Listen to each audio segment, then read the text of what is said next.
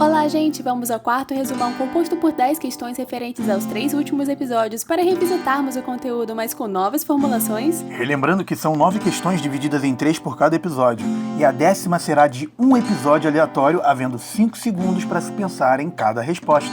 Esse é o Resumão Rosa em Câmara.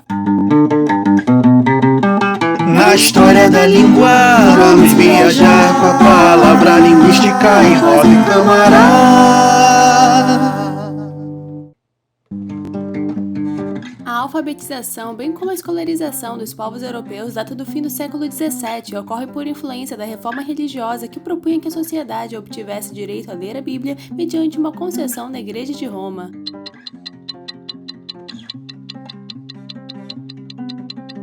Na verdade, a alfabetização e a escolarização dos povos europeus só ocorrem no fim do século XIX, não XVII, como dito na questão. Já em relação à influência da reforma religiosa, de fato ocorreu isso para que os fiéis tivessem acesso direto à Bíblia sim, e em suas próprias línguas. Porém, justamente por defender o uso de Bíblias escritas em línguas vernáculas, não poderiam sequer pensar em concessão da Igreja de Roma. Tanto é assim que os povos que assim o fizeram foram aqueles que se rebelaram contra a Igreja de Roma. Portanto, se você disse que o que foi dito era falso, parabéns!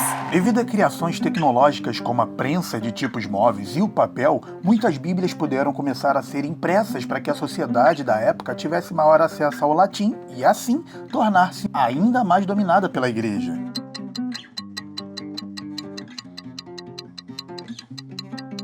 De fato, houve uma revolução a partir da prensa de tipos móveis e do papel, mas foi justamente porque livros, qualquer um e não só a Bíblia, poderiam começar a ser produzidos em larga escala. E mais, a partir disso, práticas sociais de escrita foram geradas, portanto, a população, na verdade, deixaria, devido a isso, de ser refém do latim, já podendo inclusive fazer circular textos nas línguas vernáculas.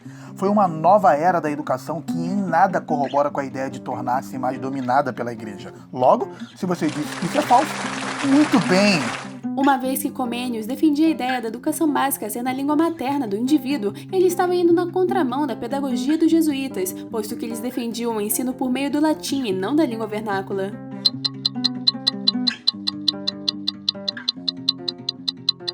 Sem dúvida nenhuma, Comênios era diametralmente oposto aos jesuítas, lembrando que a pedagogia deles era predominante nos países católicos, uma pedagogia que proibia expressamente o aluno de usar a língua materna, seja lá em qual disciplina de aula fosse, bem como o professor era também mandado sempre falar em latim. Sendo assim, se você disse que era verdadeiro, excelente! O pensamento iluminista e a Revolução Francesa na segunda metade do século XVIII disseminaram a ideia de uma educação pública comum a toda a sociedade proporcionada pelo Estado.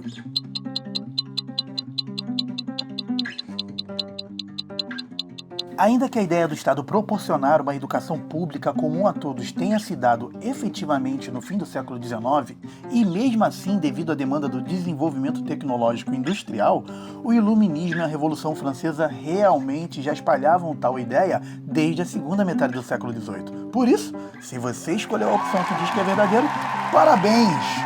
Apesar de Portugal estar à margem do progresso educacional que se deu por toda a Europa, já no século XVIII buscava a intelectualidade europeia para gerar projetos educacionais que alavancassem a escolarização de sua população.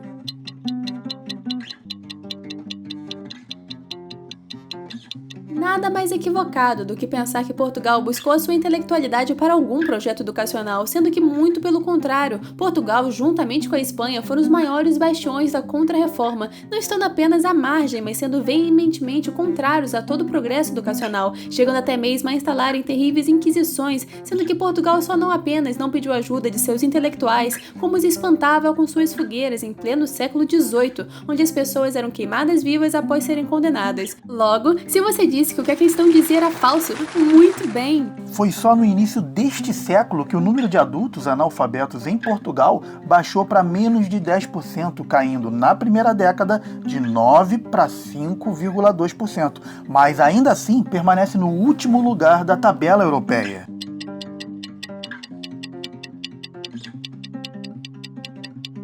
Importantíssimo ressaltar que esse é um dado real a respeito da educação em Portugal, visto que eles demoraram demais para seguir o progresso que já vinha há tempos ocorrendo por toda a Europa. E como eu sei que você disse que isso é verdadeiro, excelente!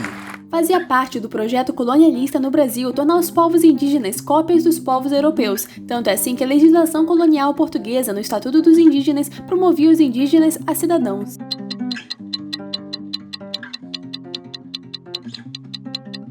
Ainda que todo esse enunciado por si só seja terrível, está errado por ser ainda pior, pois na sociedade idealizada pelos portugueses no Brasil não cabia o indígena, muito menos incluí-lo com seus modos de vida. Para isso, criaram uma série de empecilhos para negar aos indígenas o direito de um cidadão. Mais do que algo falado, o Estatuto dos Indígenas expressamente estipulava uma separação entre indígenas e não indígenas, onde somente os não indígenas eram reconhecidos como cidadãos. Portanto, como sei que você não caiu nessa questão e respondeu que é falso, parabéns!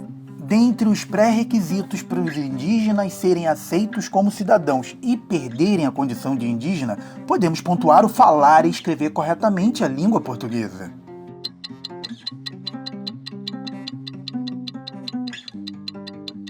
Lamentavelmente, é fato que existiam pré-requisitos para os indígenas serem aceitos no que podemos chamar de Estado Social e que o escrito lá no decreto a respeito de se tornar um cidadão traz em suas linhas que ele deveria perder a condição de indígena para adquirir a cidadania.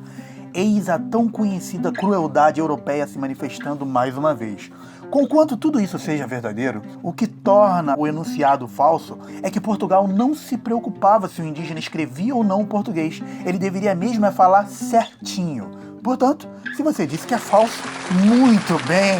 Uma vez que, como vimos na questão anterior, o indígena só precisava falar corretamente o português para receber sua cidadania, podemos dizer então que era uma correção relativa do analfabeto.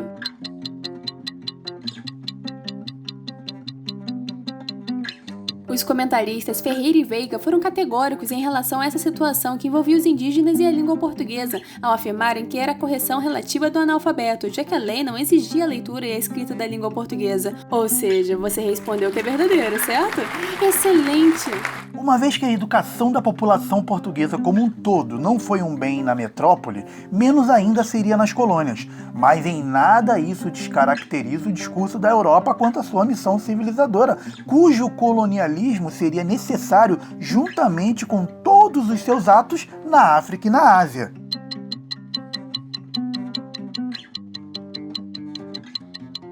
É justamente pela primeira parte do enunciado estar certo que a segunda se torna errada, pois se ao cabo do período colonial português em 1974, uma diminuta parcela das populações colonizadas estava alfabetizada e tinha tido acesso à educação formal básica, dizer que o discurso do colonialismo europeu quanto a colonizar, escravizar, saquear, matar, aniquilar terras, povos e culturas inteiras faz parte de uma missão que diz que vai civilizar todos aqueles colonizados, dando-os a educação, que é como os europeus sempre se viram, né? Como suprassumo da educação. Não só da educação, mas de tudo. Porém, no final, só observamos os territórios devastados e os povos deles piores do que quando os europeus chegaram. Como o caso daqui do Brasil, que nem sequer há consenso quanto à própria identidade por conta disso, muito menos linguística, onde uns falam que a nossa língua é portuguesa e só, outros dizem que é português brasileiro e ainda outros falam que é língua brasileira. Fora o contínuo esquecimento e apagamento das línguas e culturas indígenas e quilombolas que permanecem resistindo entre nós. No final disso tudo, ainda diz que era uma missão civilizadora. Quem é que verdadeiramente precisa ser civilizado, mas que ainda continua discursando como a cultura superior que deve ser copiada por todo mundo? Em outras palavras, isso é um fortíssimo falso pro enunciado. E como ninguém que acompanha com a palavra linguística cai nessa, sei que você acertou. Parabéns! Então, gente, esperamos vocês nos próximos episódios, mas não se esqueçam de deixar o joinha e comentar o que acharam das questões, porque isso nos ajuda demais. E compartilhem com quem vocês achem que possa aproveitar o nosso conteúdo, tanto deste quanto dos outros quadros. E não esqueçam que a gente sempre diz: Entre Rosa e Câmara, a gente viaja na história da língua.